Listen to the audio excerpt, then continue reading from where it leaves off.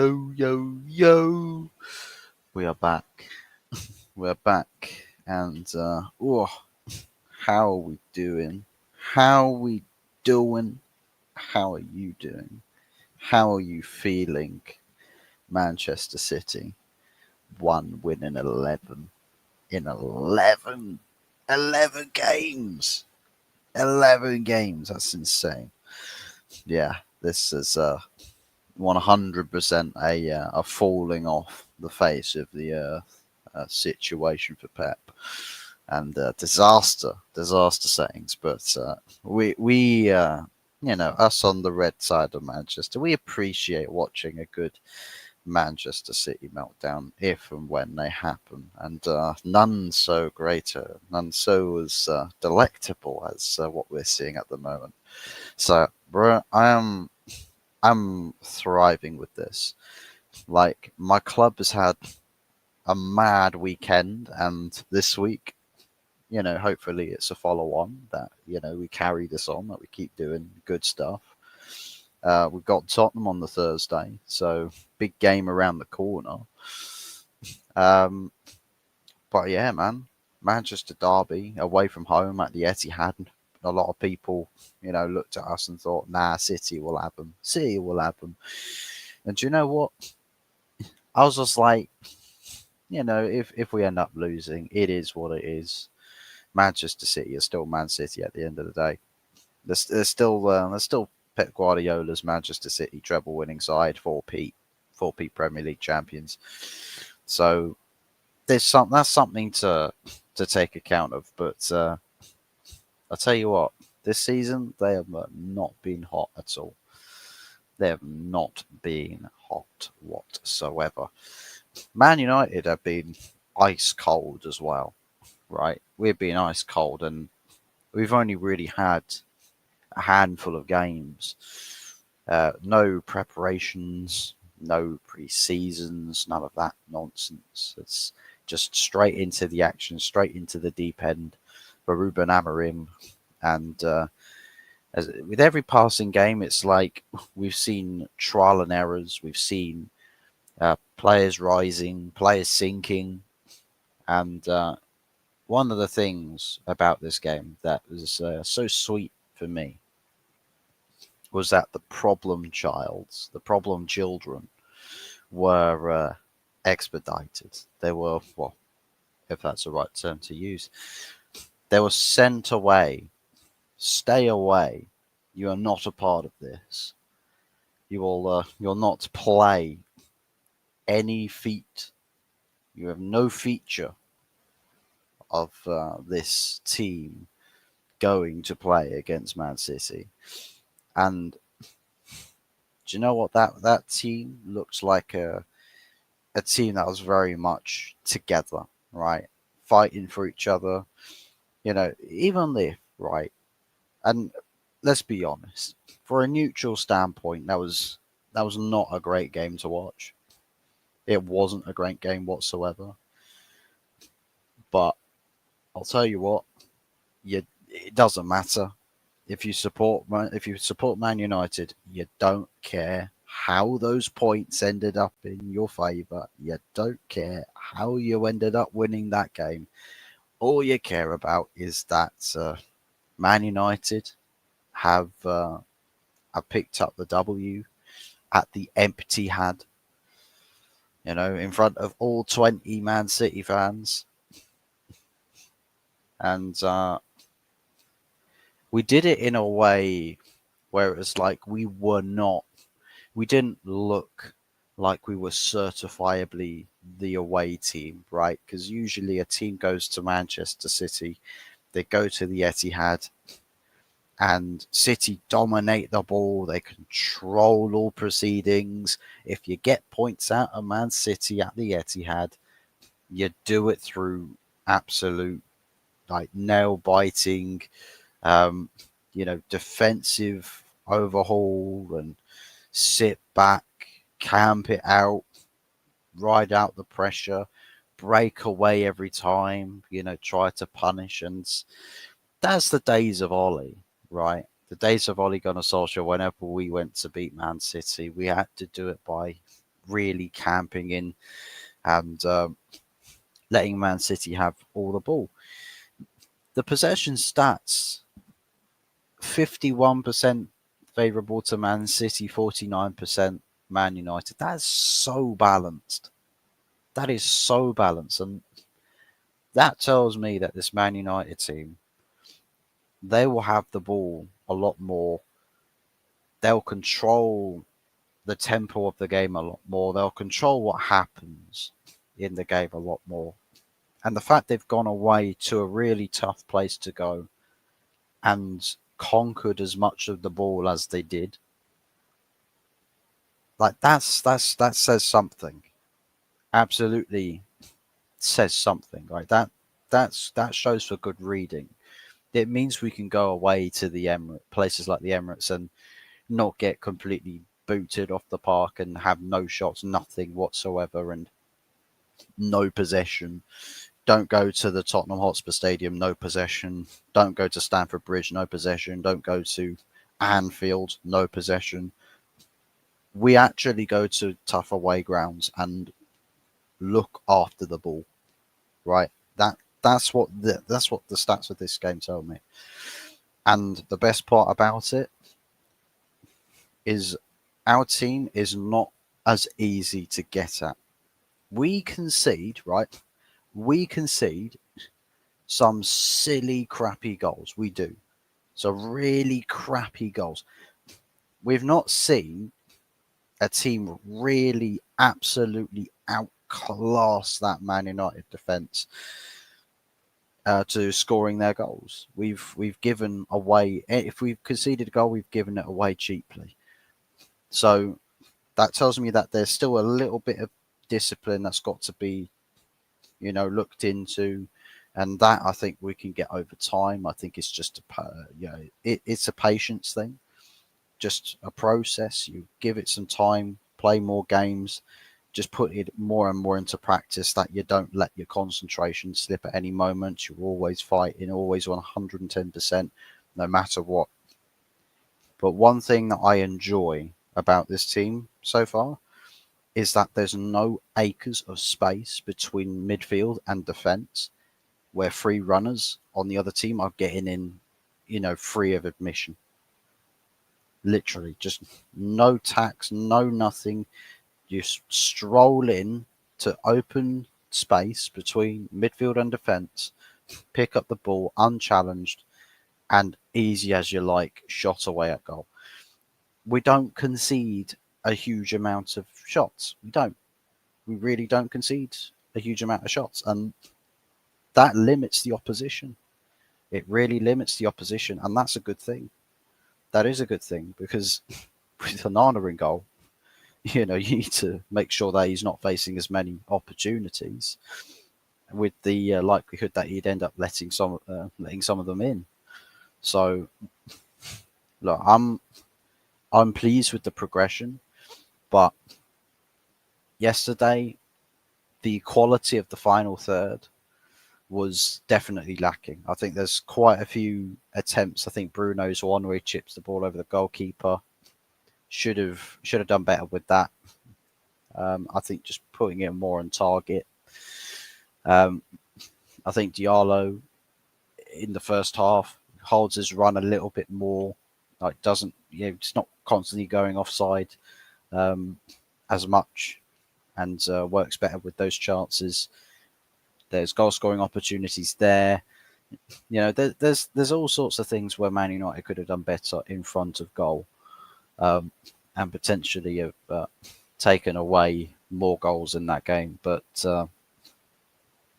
Man United, in a little bit of a throwback of making games difficult for ourselves, have to go 1-0 down, but stayed in the game and stayed very patient. And that I like to see that. This Man United team is not necessarily a reactionary team. They just stick to their game plan. They have patience with it. If it's not working, Amorim tweaks it. He changes in lifetime. And that's only going to have good reading for us. 100% only going to have good reading for us. Wagwan, Mr. Hutfers. Wagwan, Donna Cullen. It's not for us to say, "Oh, I want a flying kiss because your team won Manchester Derby." Well, the only person who's getting a kiss from me is Amad Diallo. Wagwan, Mr. Hot Fuzz. Wagwan Anthony. Fuzz was a good win. The last 10 minutes of the game was the beat. The best. It was the beat. Yeah. That, and it's like those sort of games where it's like, we weren't bad in that game. We just were not bad against Man City. We were not great, but we weren't bad. But the fact of the matter is that you don't have to be great to play a certain way that on a different day still warrants you to have quite a resounding result. So I mean, 2-1 is probably more of an indictment that Man United haven't got as big a characters in the team up front to really just ride the pressure and, calmly, coolly slot the ball in the back of the net. But what it does tell me is that defense solid, midfield solid, the attack, maybe a bit more work there, but that can come over time as well. Like we're in we're in a positive position as far as progression of the team, right? With where Amorim is, and the thing that I like most about this is that Amorim is looking at these players and he's really seeing the players he can and can't trust. And we saw it with Rashford and Garnacho. He just can't. You can't trust them. He says it's not disciplinary. These guys, the way it works is if you don't train hard enough in training, you don't play. If you do, then you do get on that team sheet. But I think that there's more to it than meets the eye. He's not going to talk about, oh, well, these guys have been doing leaks and stuff like. He's not going to lead on. He really, really isn't going to lead on to any hints of what of Rashford or Garnacho doing any leaks, because if he does that, then that would be Amorim completely destroying the reputation of two players straight off the bat.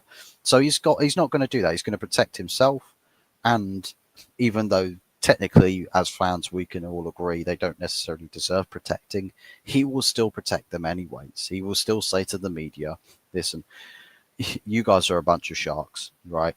You are a bunch of sharks, bunch of snakes and a bunch of sharks. I will deal with the brutal aspect of treating these players behind closed doors. I am not doing it for your cameras or your microphone's discretion. I will tell you one thing, but we will be discussing the other thing.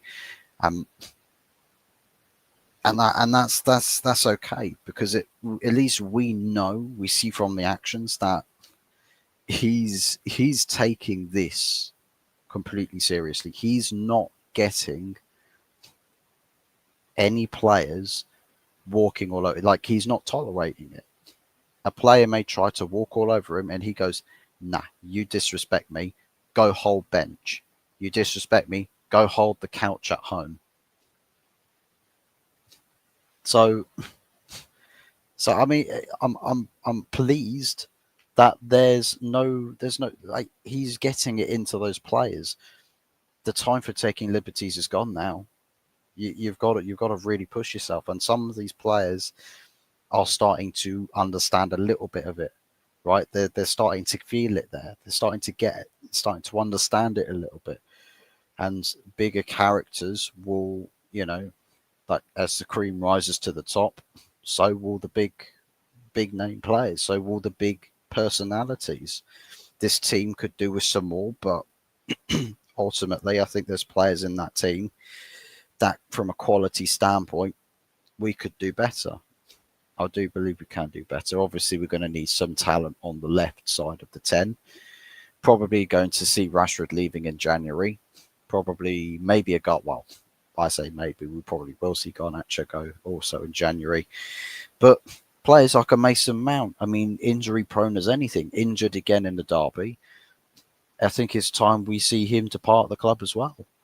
You know, and from media reports, if we are going to believe media reports, Sir Jim Ratcliffe has said, yeah, I'm going to cut my losses with this. I'm going to cut my losses.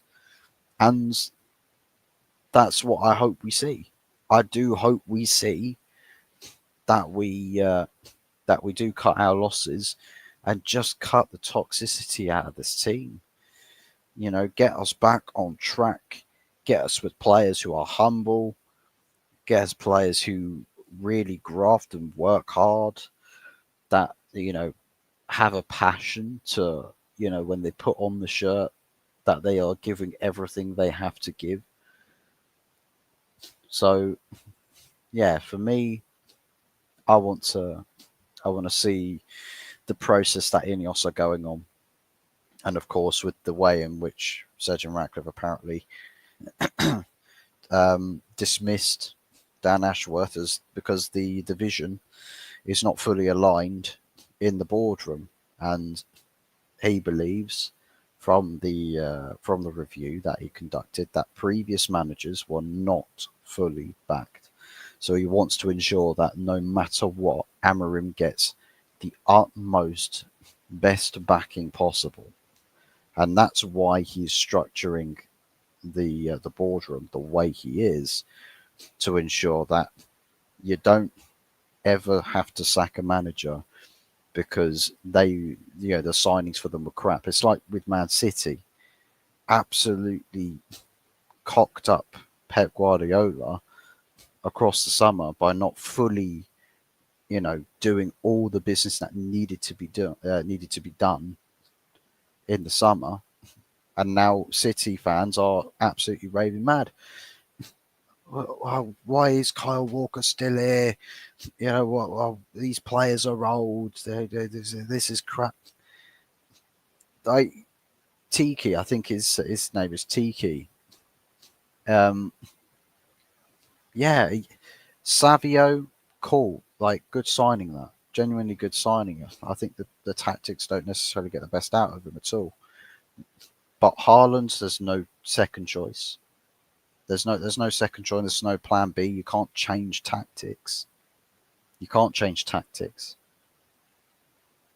It's just Haaland or nothing. It's Haaland or bust for the strike options. There's Kyle Walker still in the team getting 1 year extensions. Makes no sense.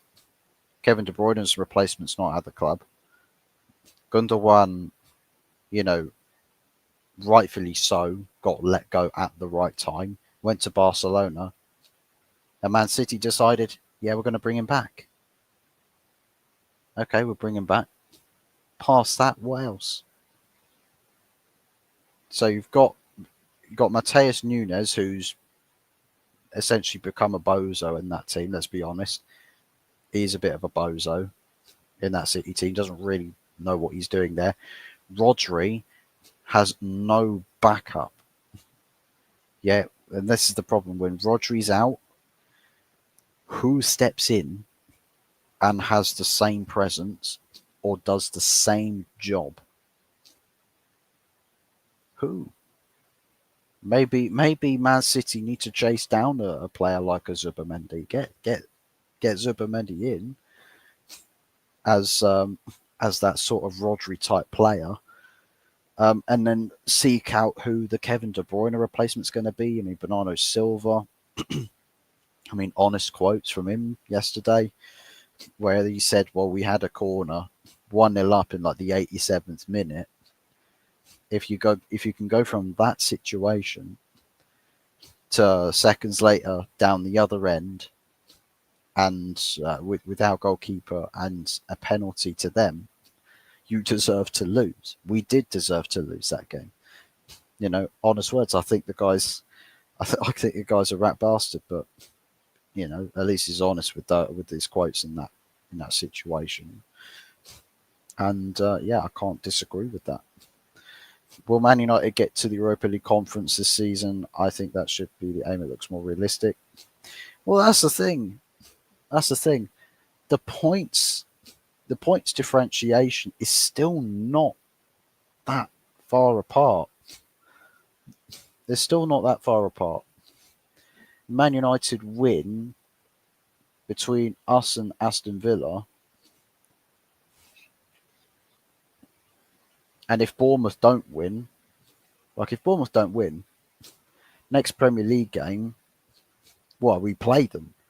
We play them in the next fixture. So if we end up winning next weekend, we'll overtake Bournemouth. We'll probably go about 8th, 7th, just because everybody else around between us and 6th place at the moment will have played also and probably picked up some points. I mean, let's be honest, Newcastle, Brentford, Tottenham, Brighton, Fulham, Aston Villa, somebody from that contingent is also going to pick up some points. They're going to pick up wins. So overtaking them will have to come a little bit later on down the line. But our next game in the league is against Bournemouth at home. So, I hope that's a game that we'll look to win. That will be next weekend, or this coming weekend actually. And meanwhile, Tottenham in midweek. I hope maybe we use Tottenham as a bit of a stepping stone. Would be fantastic if we do that. But yeah, I'd say I think those players will probably care less about Europa League Conference or Europa League or Champions League. I think the focus is going to be just steered towards every single game. Just take it a game at a time. So I'd imagine that Amorim will try to coach his players to not think about the occasion. Don't play for the occasion. Play for the game. It's just a game. Yeah, a game that you really, really, really want to win. Yeah. Donna, she's alive, Fuzzy. I know. R.I.P. Donna trending on Twitter. Crazy. Fuzzy, what do we think of West Ham? Shit. What do we think of shit? West Ham. Thanks for that. That's all right. We hate West Ham. They're now playing West Ham to watching the game. Or you got better things to do. I'm doing better things right now, Anthony. We are doing better things right now. And yeah, but I won't die and leave us alone. Oh God. I've asked God to bring death upon me together with Mr. Others. We're eternal lovers. We live and live together. We die and live to. Oh God. Mr. Others, are you gay? So why you will kiss Amad Diallo? I'll be gay for a weekend for Amad Diallo. You see, do that. The only time that I'll ever be like permanently gay is if Amad Diallo just turns into Messi and just absolutely obliterates oppositions week in, week out. No Saka nonsense, none of that. None of that Starboy Wonder Kid stuff. No, just proper like spinning people's jaws 24/7. Don't worry, I'll respect all types of people. I don't discriminate. I'm also a man from his fuck's sake. Why is R.I.P. Donna trending on Twitter? I don't know. Somebody called Donna died. I think everyone just assumed it was you. Just about stopped laughing at Sissy. Big up Fuzzy. Big up Stephanie. Oh, I'm still milking that. I'm still milking that City. That City result. But watch the ops. The ops. They tell us, why are you so happy about beating City? You're still down in 13th. Why do you care? Why are you so happy? So if we lost to City, it's completely the other side of things. Like people, whenever United do anything good, there's nothing good for rivals to say about it. Nothing. None. Nil. Naught. Absolutely nothing. Manchester United hated, adored, and never ever ignored. Yeah, we, without winning Prems, without winning Champions Leagues, Europa Leagues, being trophyless, we still live rent free in everyone's head. Talk to me about that. Talk to me about that. Rent free in everyone's head. Seriously. Mr. Hotfuzz will also become a boy for you this week. I thought you were already that, Donna. But man, tell me what you think. Tell me what you think, chat. Gotta beat Spurs Thursday night. Continued the trophy collecting. That would be nice. To be fair, that would be nice to pick up a trophy this season. I know people will say, "Oh, well, trophy can't. You won't win trophies. Yeah, you'll finish low down in the table. Yeah, you'll be dusted, and Amarim will be a failure until you should sack him because he hasn't won a trophy." And it's just like, brother, these people just they don't know Manchester United like we do. They just don't. They just don't know us like that. I'm not that Donna. I'm not Donna Allen. I'm Donna Cullen. Donna Allen. Jesus. But man, Amad Diallo, my baller. My baller. Yeah, this guy. What is there? What is there that you can say about him that hasn't already been said? Just absolutely love the way in which he keeps people guessing, tries different things. He's got that knack, that talented knack about him, constantly being a thorn in the side. Even if he has spells in the game where he can be a little bit cold, a little bit off, give Amad the respect in that team that he deserves, and honestly, give him space, give him support. That guy will ball out like there is no tomorrow. Twice on Sundays. Gotta love it. Absolute gotta love it. Stopping Angie's Spursy 2 is important. Well, the thing is, right? Take a page out of Man United rivals books, right? Talk about Spurs' result last night. They beat Southampton 5-0. To be honest, it is Southampton, probably the whipping boys of the Premier League this season. Let's be real. Them and Wolves, but Wolves have sacked their manager, and Southampton has sacked theirs. So I think it was a matter of when rather than if for Southampton. This sort of a result. I mean, Ollie's Man United slapped the Southampton side. I think it's Hassan Hootel. His Southampton side 9-0. 9-0. Like, that team had Fred and McTominay in it as a midfield pivot. Like, trust me. A heavily rotated side can still beat Southampton quite convincingly. And they went and did it at St. Mary's. So, of course, it's a good result for Spurs. It is. It's a very good result. But it's a different kind of opposition playing against Man United. Different kind of opposition. And I'm really hoping that they will not have the only two players that I really, really hope they don't have is Van der Ven and Christian Romero.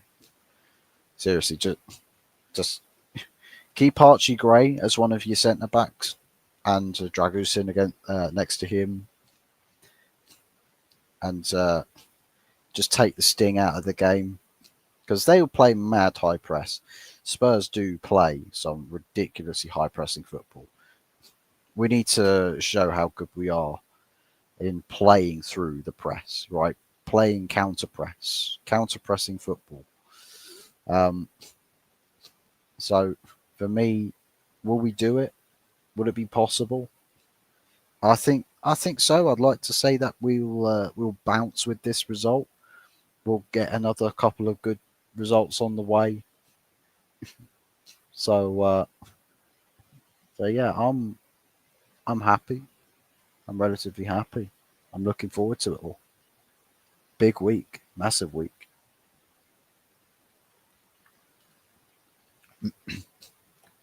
Why are these? What are these questions? The hell?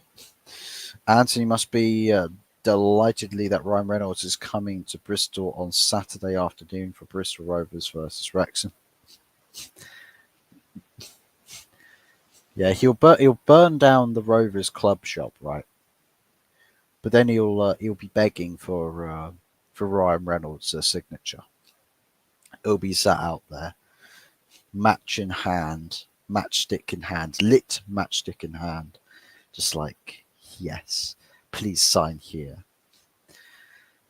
But yeah, big ups to Game Killer. Some of my fans saying, "What the fuck?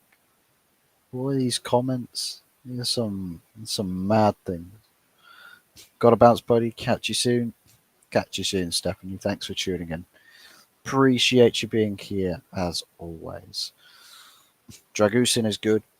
He is good. He is good.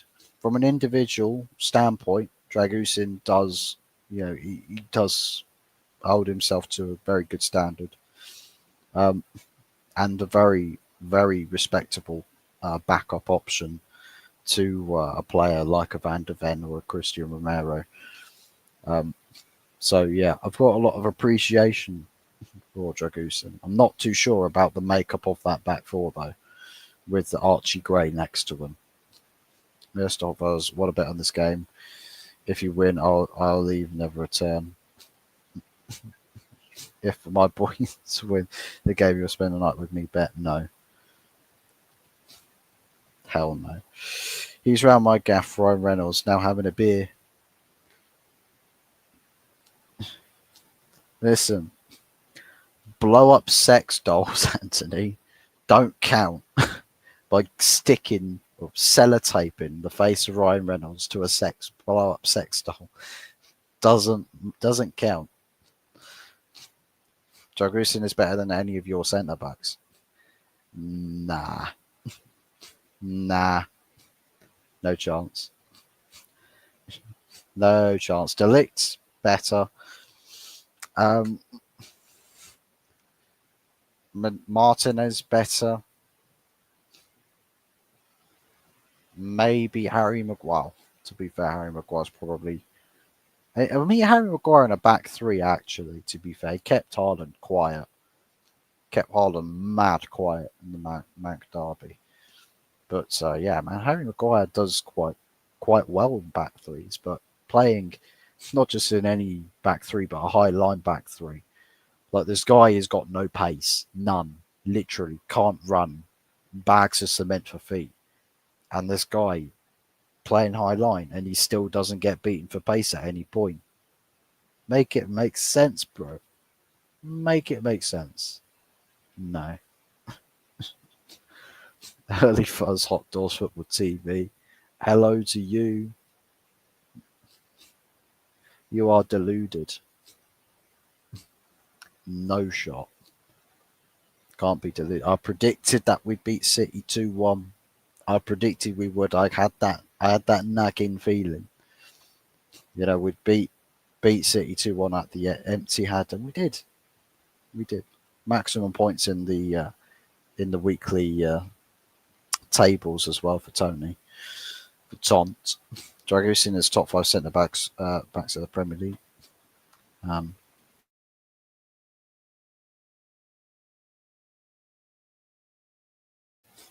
Yeah, Dragusin's not top 5.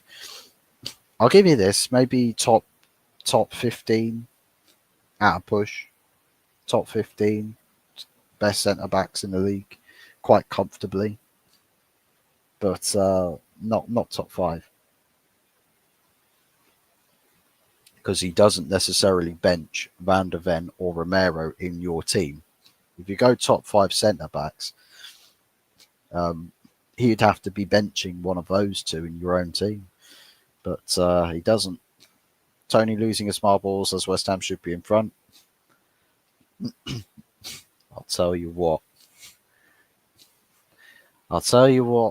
This Floppy Loppy, he's holding on for dear life, I'll tell you that. He is holding on. He is like, I'm not getting sacked today. Not today. I swear to God, these guys are just going to chase us. They're going to chase us. They'll match every single one of our results. They'll pick up points when we pick up points. They'll drop points when we drop points. It's going to be a mad team. What makes you think you will beat us? Just make good on our chances. Like, you guys concede some mad things down the wings. And all it will take is a team that can be clinical in front of goal. And Man United could, one day switch it on, take our chances. And Fraser Forster will be a difficult goalkeeper to beat. To be fair, to be honest, he's coming and I think some people are just like, well, actually, I feel safer with Forster in goal than I do with Vicario in goal. So I mean, tough goalkeeper, good fullbacks, but that centre back partnership, dealing with strikers, 2 number 10s, and then wing backs. And it's a system. It's not Man United that you played at Old Trafford earlier in the season. It's a different kind of Man United, different kind of team. He's been better than De Ligt and Martinez. Well, under Jesus Christ, Ten Hag, De Ligt and Martinez were a bit shabby, but so far under Amorim, very good, very good. Because Van der Ven and Romero are top 2 centre backs of the league. And you called me deluded. You called me deluded. That's the sound of Virgil van Dijk knocking, because he'd like to come in and have a discussion with you. Virgil van Dijk. He'd like to have words. He would like to have words. I think Ruben Dias. Dias is a very good centre back. I think he's in the top 5, definitely in the league. I think Van der Vaart. I keep calling him Van der Vaart. Bloody Dutch with Vans in their names. But yeah, I think Ruben Dias, Van Dijk. Probably, to be fair, Van der Ven probably does go into one of those top 5 centre backs. He probably does. Can't lie. But Saliba, Gabriel, that's probably the top 5 centre backs right there. Yeah. Van der Ven, Virgil van Dijk, Saliba, Ruben Dias, Gabriel. Those in any order you want to put them in. I think it's probably top 5 best centre backs in the league. De Ligt and Martinez both probably go into top 10 as well. I think top 10 for those two. I think De Ligt probably. I'd probably say just stick them both in the same slot, to be fair, wherever they are, because I don't necessarily think 2 different types of centre backs, but not one necessarily just out and out better than the other. Provide different feats to the game.